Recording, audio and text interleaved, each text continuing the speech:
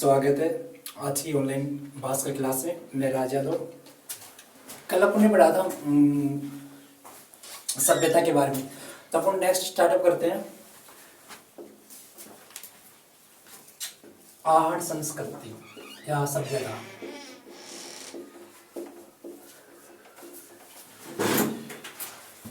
जैसे कल अपन ने पढ़ लिया था एक संस्कृति के बारे में, वो संस्कृति कौन सी थी भाई? मांडवपुर संस्कृति। नेक्स्ट लेते हैं अपन आयट सभ्यता। तो आयट सभ्यता देखो, इसके बारे में देखते हैं। आयट सभ्यता कहाँ पे पाई गई? इसके जो अवशेष प्रमाण मिले कहाँ पे मिले थे भैया अपन को? उदयपुर में। कहाँ पे मिले थे? उदयपुर के अंदर। ठीक है, अब देखो उदयपुर की बात करते हैं। जब उदयपुर का नाम आ गया तो कुछ चर्चा ही करते हैं। उदयपुर कब बसाया गया था? 1559 में। किसके द्वारा? उदय सिंह के द्वारा। किसके द्वारा बसाया गया था भाई? उदय सिंह के द्वारा। अब देखो जो आयट सभ्यता जो विकसित हुई कहां पे हुई थी भाई? आयट नदी के, आहट नदी के पास। आयट सभ्यता कहां विकसित हुई भाई? आहट नदी के पास। अब आहट नदी की देखो एक विशेषता है। आहट नदी एक ऐसी नदी है जो यहाँ पे उदय सागर झील है। कहां पे? जो उदयपुर के अंदर ही। इसमें गिरने से पहले इसको कहते हैं आहट नदी, और इस गड्ढे में गिरने के बाद में इसको बोला जाता है कौन सी? बेडच नदी। बेडच नदी। यदि क्वेश्चन पूछा जाए कि भाई आहट नदी को गड्ढे में गिरने के बाद में, यानी ऐसी कौन सी नदी है जिसे दो नामों से जाना जाता है? तो गड्ढे में गिरने से पहले इसको क्या बोला जाता है? आहट नदी। ठीक है, और गड्ढे में गिरने के बाद में इस नदी को बोला जाता है क्या? बेडच नदी। अब जो आहट नदी है ये किसकी सहायक नदी है? बनास नदी की। किसकी है भाई? बनास नदी की सहायक नदी है। बनास नदी की सहायक नदी है। ठीक है, यहां तक। अब देखिए आगे। अब जो ये आहट अपन को सभ्यता मिली, या आहट जो नदी है, इसके आसपास के भूभाग को क्या कहा जाता है? आधारपुर। क्या बोला जाता है इसको? आधारपुर बोला जाता है। क्या बोला जाता है इसको? आधारपुर बोला जाता है। ठीक है, अब देखिए यहां से, अब इस संस्कृत की, इसे आहट सभ्यता की बात करें तो इसका सर्वप्रथम खोज किसने की थी भाई? खोज की बात करते हैं। खोज किसके द्वारा की गई थी? इसकी खोज की गई थी आर.सी. अग्रवाल के माध्यम से। इसको बोलते हैं रतन चंद्र अग्रवाल। जो कब की गई थी? 1954 के अंदर। कब की गई थी भाई? 1954 के अंदर। ठीक है, यहां तक। अब नेक्स्ट देते हैं, इसका उत्खनन का कार्य किसके द्वारा किया गया था? उत्खनन। उत्खनन की बात करें तो किसने किया था? यहाँ पे दो विशेषज्ञ आएंगे। एक तो रहेगा यहाँ पे H.D. साकलिया,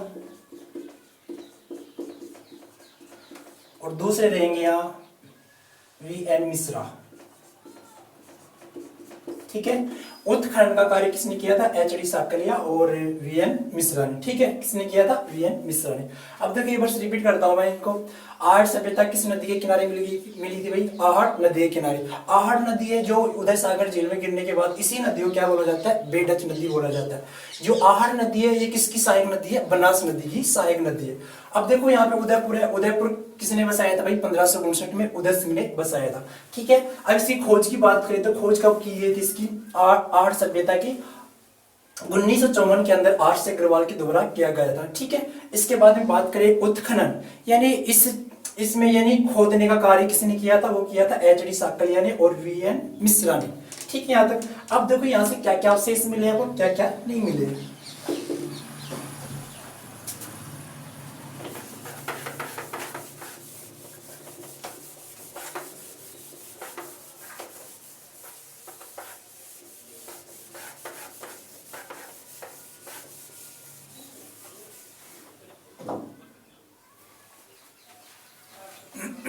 इस सभ्यता को, आयट सभ्यता को क्या कहा जाता है भाई? इसी सभ्यता को बोला जाता है धूलकोट। क्या बोला जाता है इसको? धूलकोट के नाम से भी जाना जाता है। अब धूलकोट का मतलब क्या होता है? यानी रेत का टीला। क्या होता है भाई? रेत का टीला। ठीक है, इसी का दूसरे नाम की बात करें तो इसका नाम, इसको आधारपुर के नाम से भी जाना जाता है। किसके नाम से जाना जाता है? आधारपुर के नाम से भी जाना जाता है। ये उपनाम इसके क्या है भाई? उपनाम। ठीक है, और इसी को बोला जाता है ताम्रयुगीन सभ्यता। ताम्रजन्य बोल सकते हैं, ताम्रयुगीन सभ्यता। ठीक है, इसके उपनाम रहेंगे। अब देखिए यहाँ से अवशेष की बात करते हैं, तो यहाँ की सबसे पहले मकानों की बात करते हैं। जो मकान मिले किस टाइप के मिले और कैसे मिले। तो यहाँ के मकान किससे बनाए गए थे, पत्थरों के माध्यम से बनाए गए थे। किसके माध्यम से बनाए गए थे, पत्थरों के माध्यम से। और जिनके ऊपर बांस की जो लकड़ियां थी उनके द्वारा वो रखी हुई थी। पत्थरों के द्वारा मकान बनाए गए और उनके ऊपर बांस की लकड़ियां रखी हुई थी। अब देखो बात करें तो इसी में अपन को नेक्स्ट बात करें, यहाँ से अवशेष मिले अपन को यानी कि यहाँ पे मिले थे तांबे के औजार। तांबे के औजार, तांबे के औजार में यहाँ से कुल्हाड़ी मिली थी, कुल्हाड़ी मिली थी और अस्त्र मिले थे। और यहाँ पे मुख्य बात हो रही यहाँ से क्या कि तांबे के जो तांबा होता है उसको गलाने की एक भट्टी भी मिली थी। यहाँ पे तांबे गलाने की भट्टी। ठीक है यहाँ तक।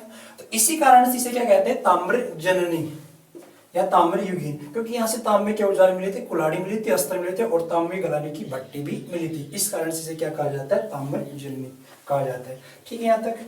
अब देखो नेक्स्ट, अब देखो भाई और यहाँ से क्या मिले अपन को देखते हैं।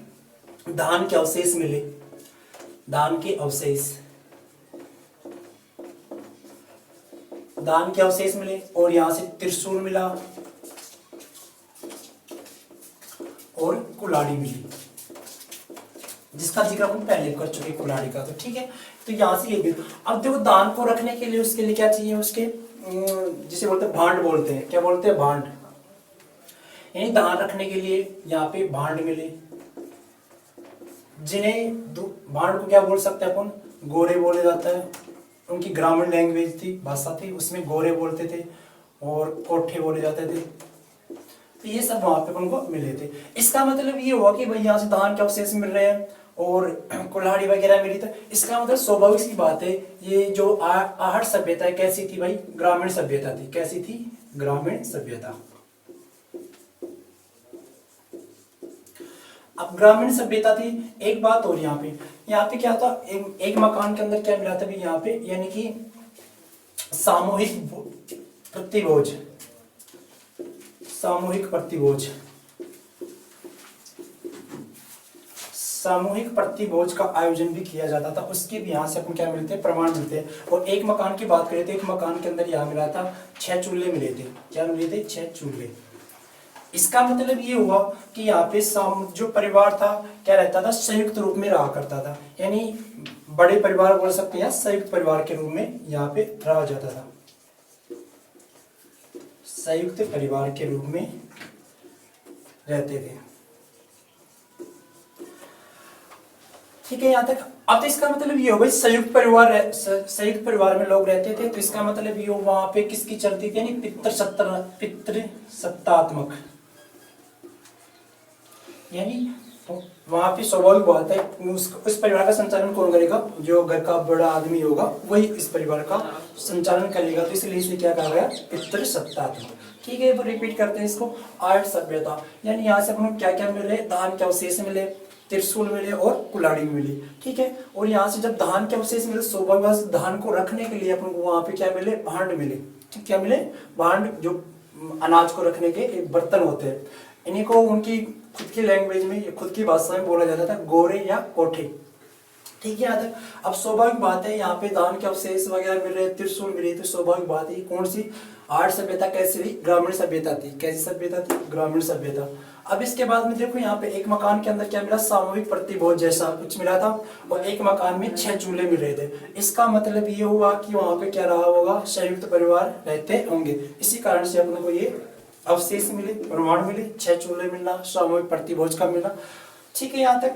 और जब संयुक्त परिवार रहते होंगे तो स्वाभाविक बात है वहां पे उस परिवार का चालन संचालन करने वाला कौन रहता होगा, कोई उसी परिवार कोई बड़ा आदमी, जिसे बोला जाता है, क्या बोलेंगे उसको, पितृसत्तात्मक बोल सकते हैं।